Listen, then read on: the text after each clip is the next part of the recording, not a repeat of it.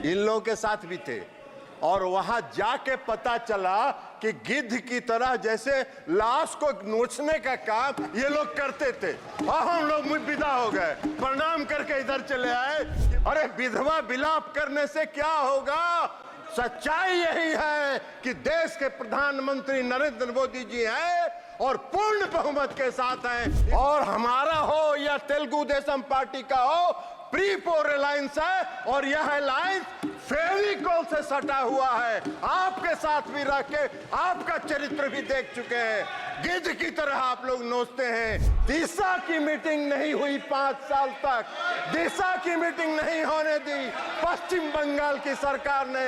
और लोकतंत्र की बात करते हैं, इनको क्या अधिकार है लोकतंत्र की बात करने का? इनको दिख रहा है तो सिर्फ मोदी जी का चेहरा दिख रहा है और मोदी जी का चेहरा देख के ये भड़क जा रहे हैं।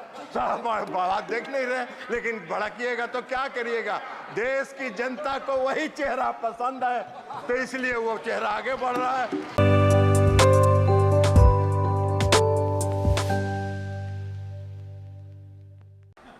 सभापति महोदय, सदन में आदरणीय प्रधानमंत्री नरेंद्र मोदी जी के तीसरे कार्यकाल का जो पहला बजट है उस पर चर्चा हो रही है। और यह बजट जो है आत्मनिर्भर भारत बनाने की दिशा में मोदी जी की सरकार का क्या संकल्प है उसको दर्शाने वाला बजट। और पिछले 3 दिन से जो चर्चा सदन में चल रही है, ऐसा लग रहा है कि बजट पर भाषण देने के बजाय नरेंद्र मोदी जी की आलोचना पर यह पूरा बजट भाषण चल रहा है। भाई बजट पर बोलिए। और पूरा विपक्ष का जो भाषण का जो टोन है वो यह दर्शाता है कि जैसे नरेंद्र मोदी जी का चेहरा इनको पसंद नहीं आ रहा हो, ये उससे नफरत कर रहे हैं। लेकिन अब अगर आप नफरत कर रहे हैं, आपको पसंद नहीं आ रहा है, तो क्या करिएगा? इस देश की जनता ने उनके चेहरे को पसंद किया और तीसरी बार उनको देश की सत्ता संभालने की जिम्मेवारी दी। 60 वर्ष के बाद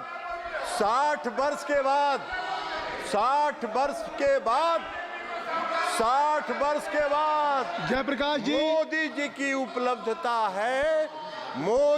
उपलब्धता है कि 60 वर्ष के बाद, आजादी के बाद तीसरी बार किसी को इस देश की सत्ता संभालने का मौका मिला है। ये उनको बर्दाश्त नहीं हो रहा है। उनके पेट में दर्द हो रहा है। अब सच्चाई को नहीं पचा रहे हैं। अब इस देश की जो सच्चाई है उसको ये अगर नहीं पचा पा रहे हैं तो हम लोगों का क्या दोष है भाई? लेकिन हमारा एक परामर्श है इनको सभापति महोदय कि सच्चाई को जितना जल्दी। इन्होंने भाषण किया, कोई नहीं बोला, फिर क्यों बोल रहे हैं? बैठिए, बता देते हैं माननीय मंत्री जी, आपका चरित्र भी बता देंगे। माननीय मंत्री जी, एक मिनट आपका चरित्र भी बता देंगे कि आप क्या करते रहे। माननीय मंत्री जी, आप चेयर से करें। जयप्रकाश जी, आप माननीय जयप्रकाश जी सुन लीजिए। आप जब बोल रहे थे समय भी अधिक दिया गया, किसी ने आपको व्यवधान नहीं किया। अगर आप खड़े होंगे, नहीं, आप परंपरा सीखिए। आप वरिष्ठ सदस्य हैं, बैठ जाइए। आप परंपरा सीखिए। आपके किसी स्पीच पे किसी ने व्यवधान नहीं किया। आपको अवसर है, आपकी पार्टी को अवसर है। माननीय मंत्री जी जो बोल रहे हैं उसका जवाब आपकी पार्टी देगी, आपके पार्टी के नेता दे देंगे। सभापति महोदय, माननीय मंत्री जी ये बोल रहे हैं, कुछ दिन हम लोग इन लोगों के साथ भी थे और वहां जाके पता चला कि गिद्ध की तरह जैसे लाश को नोचने का काम ये लोग करते थे। और हम लोग विदा हो गए, प्रणाम करके इधर चले आए कि भैया वही काम करते रहो। अंदर में गठबंधन के अंदर ये लोग लॉबी चलाते थे और लॉबी चला के कैसे किसका मतफटौल करावे इसकी योजना बनाते थे। हम लोगों ने प्रणाम किया, इधर चले आए। तो इसलिए छोड़ दीजिए, जरा हम आपको बता देते हैं। तो इसलिए आप इधर आप बोलिए, आप चेयर को बोलिए। आप सभापति महोदय, सच्चाई इनको सुनना नहीं है, आप ही का पसंद नहीं है। आप जो यही बोल हम कर रहे रहे हैं। आप जो बोल रहे हैं वो रिकॉर्ड पे जा रहा है। किसी का और किसी भी माननीय अन्य सदस्य का बात रिकॉर्ड पे नहीं जा रही, केवल आपकी रिकॉर्ड हम पे जा इनको बता रहे हैं सभापति महोदय कि जितना नो नो नो कि आप कृपया जितना- बैठ जाए, आप बैठिए, शौकत राय जी बैठ जाए। नहीं, जब आपको अवसर दूंगा तब आप बोलेंगे। आपको भी no point of order, no point of order, please माननीय मंत्री। सभापति महोदय, इनको हम बता रहे हैं कि जितना जल्दी इस सच्चाई को पचा लीजिएगा उतना ही आपके मन को शांति मिलेगी, नहीं तो पूरा मन विचलित रहेगा आपका और 5 साल इसी तरह विचलित रहिएगा। 99 का आंकड़ा बड़ा खराब होता है सभापति महोदय। लूडो पता नहीं गौरव गोगोई जी और बाकी लोगों ने खेला है कि नहीं खेला है। लूडो खेल के 99 पर पहुंचते हैं और जब सांप काटता है तो 0 पर पहुंच जाते हैं। यही हाल है। तो इसलिए जरा इनको मन की शांति को जितना जल्दी ये शांत कर ले और देश की सच्चाई को जितना जल्दी ये स्वीकार करेंगे उतना ही इनके लिए चैन मिलेगा, इनको भी चैन मिलेगा और देश को भी चैन मिलेगा। और इस देश में जो नरेंद्र मोदी जी ने आत्मनिर्भर बनाने का जो काम प्रारंभ किया है वो आगे बढ़ता रहेगा, उसमें व्यवधान ये नहीं डालने का प्रयास करें।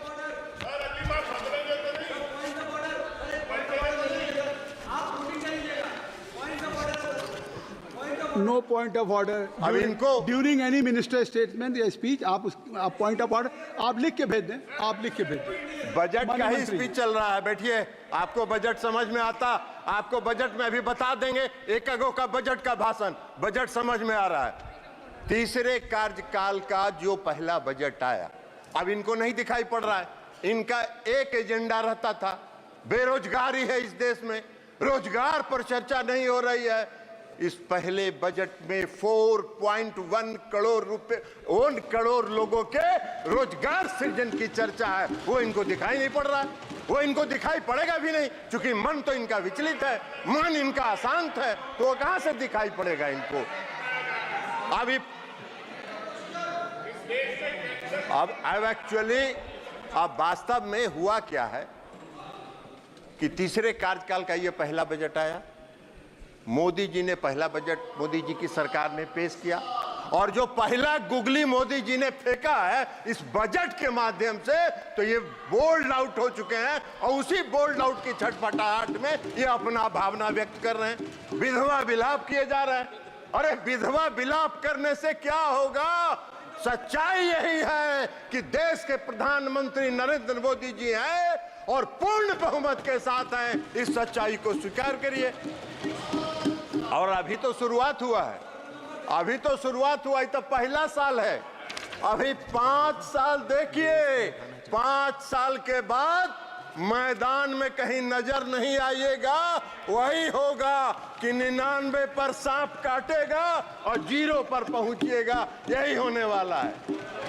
कई लोगों ने, कई पार्टियों ने चर्चा की, कई पार्टियों ने चर्चा की, कहा कि 2 राज्यों को खुश करने की बात हुई है। अरे भाई, 2 राज्य को सरकार बचाने के लिए कई बात, सरकार बचाने की कौन सी बात? ये प्री पोल अलायंस है और हमारा हो या तेलुगु देशम पार्टी का हो, प्री पोल अलायंस है और यह अलायंस फेविकोल से सटा हुआ है। आपके साथ भी रह के आपका चरित्र भी देख चुके हैं। गिद्ध की तरह आप लोग नोचते हैं। सत्ता मिला नहीं कि कैसे सत्ता को घींचते रहे, ये काम करते रहे आप लोग। हम लोगों ने प्रणाम किया और चल दिए। इसलिए आज जेडीयू हो या टीडीपी हो, सत्ता के साथ प्री पोल अलायंस में हम लोग सरकार में आए और प्री पोल अलायंस 5 साल का पूर्ण बहुमत मिला है। आप क्लीन बोल्ड हो चुके हैं, चिंता मत करिए। सभापति महोदय, सभापति महोदय, सभापति महोदय, हम पर अभिषेक बनर्जी जी का भाषण पढ़ रहे थे। अच्छा विभाग आपको ये सब यही काम तो करते रहे आज तक आप लोग। आप लोग यही काम करते रहे। आप चेयर को गिद्ध के तरह कैसे नोचना है, ये सब नहीं होता है यहाँ। आराम करिए आप। महोदय हम अभिषेक बनर्जी जी का भाषण पढ़ रहे थे। अभिषेक बनर्जी जी ने भाषण दिया और कहा कि मोदी जी का 4 जून 2024 को जो पहली सरकार बनी, rejected the people of India, which was rejected by people of India. वाह रे भाई, आपके ज्ञान का हमको प्रशंसा करना होगा कि पूर्ण बहुमत की सरकार आप कह रहे हैं कि rejected by the peoples of India. वाह, पूर्ण बहुमत नहीं दिखता है इनको। अरे सच्चाई को अभिषेक बनर्जी जी स्वीकार करना चाहिए। इन्होंने कहा क्या भाषण में? वक्त बदल गया है, वक्त बदल गया है। हाँ अभिषेक बनर्जी जी, वक्त जरूर, सभापति महोदय, वक्त जरूर बदल गया है, वक्त जरूर बदल गया है, क्योंकि मोदी जी पूर्ण आत्मविश्वास और दृढ़ संकल्प के साथ तीसरे कार्यकाल में आत्मनिर्भर भारत बनाने की ओर चल चुके हैं। इसलिए वक्त बदल गया है। आपको दिखाई नहीं देता है तो उसमें हम क्या करें? आंख का जांच कराइए और चश्मा लगाइए, दिखेगा आपको कि इस देश की जनता ने क्या किया। हमको आशा करते थे, हम उम्मीद करते थे कि अभिषेक बनर्जी जी जब भाषण दे रहे थे तो वो कहते कि पश्चिम बंगाल में महिलाओं के चिरहरण का जो वीडियो वायरल हो रहा है उस पर क्षमा मांगते, इस देश से, उस पर इस देश से क्षमा मांगते, लेकिन नहीं मांगे, नहीं मांगेंगे, नहीं मांगेंगे, क्योंकि पश्चिम बंगाल में वो जैसे चिरहरण हो रहा है, महिलाओं पर अत्याचार हो रहा है और जो आम लोगों पर अत्याचार हो रहा है वो उनको नहीं दिखता है। अभी इसी सदन में अभी बता रहे जयप्रकाश जी, अरे जयप्रकाश जी बैठ जाइए, एक मिनट आपको बता रहे हैं। माननीय मंत्री जी आप चेयर को एड्रेस करें। सभापति महोदय, सभापति महोदय, इसी सदन में अधीर रंजन चौधरी जी ने अपने मन का भड़ास और मन का तकलीफ कई बार सदन के पटल पर उतारा। दिशा की मीटिंग नहीं हुई 5 साल तक, दिशा की मीटिंग नहीं होने दी पश्चिम बंगाल की सरकार ने। और लोकतंत्र की बात करते हैं, इनको क्या अधिकार है लोकतंत्र की बात करने का? इनको कौन सा हक है लोकतंत्र की बात करने का? कृपया रिकॉर्ड में है। माननीय सदस्य ने जो नाम लिया है, गौरव, माननीय सदस्य ने जो नाम लिया है वो रिकॉर्ड में नहीं जाएगा, रिकॉर्ड में नहीं जाएगा। जो माननीय सदस्य ने नाम लिया है, I think so you should have patience to hear me, you must have patience to hear me. जो नाम उन्होंने माननीय सदस्य का लिया है वो रिकॉर्ड में नहीं जाएगा। मैंने भी लिया। अरे गौरव, आप बैठिए। अरे गौरव गोगोई जी, आप इधर बोलिए चेयर से, आप नाम मत लीजिए। आप माननीय मंत्री जी। सभापति महोदय, सभापति महोदय, माननीय सदस्य गौरव गोगोई जी को नहीं, वो भी थे यहाँ, वो इस सदन में प्रेजेंट थे जब अधीर रंजन चौधरी नहीं, उनका नाम मत लीजिए, वो सदन के सदस्य नहीं, ठीक है, इसलिए मैं नाम, ठीक है, हाँ ठीक है, ठीक है, आप हो गया, विड्रॉ कर लिया उनका नाम, नाम उनका हमने वापस ले लिया। सभापति महोदय, उनका नाम हमने वापस ले लिया, लेकिन सच्चाई है कि 17वीं, बैठ जाइए ना जयप्रकाश जी, बैठ जाइए ना, बैठ जाइए, हुड्डा जी अंदर जाने वाले, बैठिए। आप अपना सभापति महोदय, अपना भाषण। सभापति महोदय, मैं ये कह रहा था कि 17वीं लोकसभा के दौरान जब आपका अवसर आएगा तो बोलिएगा प्लीज। जयप्रकाश जी, प्लीज हुड्डा जी, तो कहना चाहिए, इनको कहना चाहिए, अरे इनको कहना चाहिए कि पश्चिम बंगाल में जो चिरहरण हुआ वो जायज था। यही कह दीजिए देश के सामने, यही कहिए। माननीय मंत्री, आप इधर बाजी मैं दूंगा, इनकी बात खत्म कर दीजिए। आप बैठ जाएं। जयप्रकाश जी आप बैठ जाएं। बैठ जाइए ना ये क्या जयप्रकाश बात जी, है? आप आप जयप्रकाश जी बैठ अभी आए जाएं। हैं। बैठ जाइए माननीय सदस्य। ऐसे सदन ऐसे नहीं चलता। माननीय मंत्री जी आपसे आग्रह है कि आप अपना भाषण कृपया संक्षिप्त करें और आप चलिए माननीय सदस्य का नाम बताएं।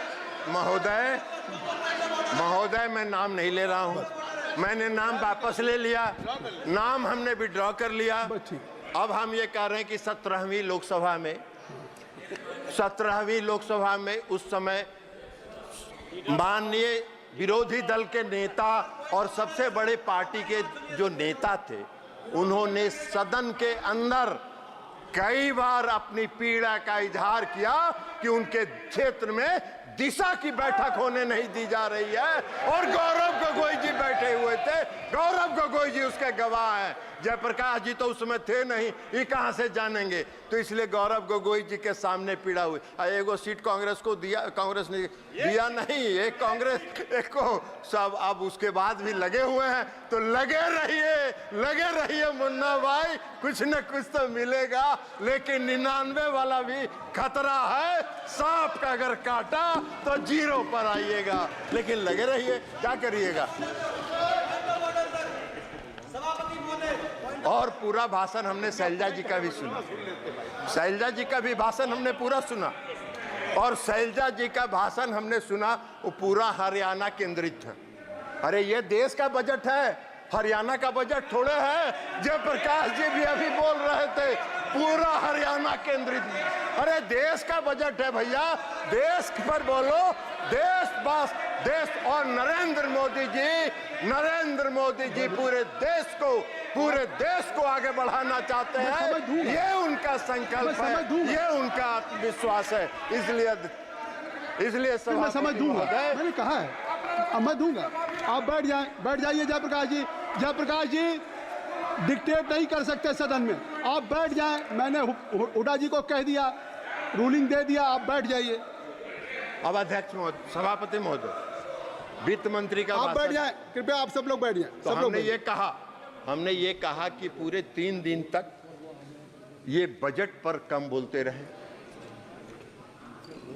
देश के प्रधानमंत्री आदरणीय नरेंद्र मोदी जी का चेहरा इनको पसंद नहीं था, तो इसलिए उनकी आलोचना में ये पूरा 3 दिन इन्होंने बिताया।